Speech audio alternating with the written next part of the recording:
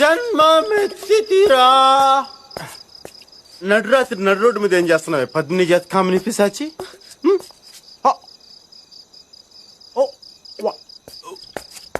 Okay okay నాకు ఫుల్గా అర్థమైపోయింది.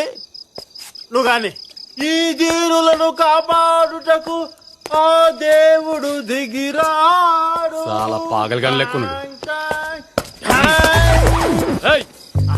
దీన్ని మేము చూసుకుంటావు నువ్వు. అలాగే అన్నా నీ కాలు మొక్తానన్నా. దీనికి రెండు మొక్కలు చెప్పిపోతానన్నా. అంటే పద్మిని కామిని మళ్ళీ బ్యాగ్ తీసుకుని ఎంటర్ ది డ్రాగనా? కానీ నువ్వు చంపేసేస్తా.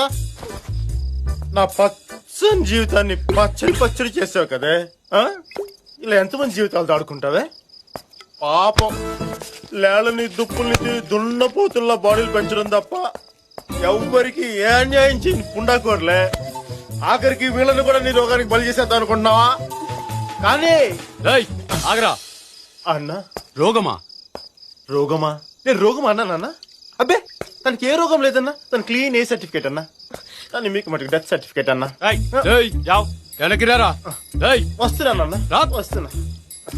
దీనికి రోగమని నీకెట్లా తెలుసురా? మహారాజు చెప్పలేదు చంపేస్తా. చెప్తా ఫ్యామిలీ మ్యాటర్ అన్నా.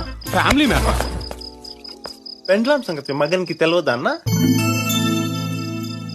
పెళ్ళామా? కర్మకా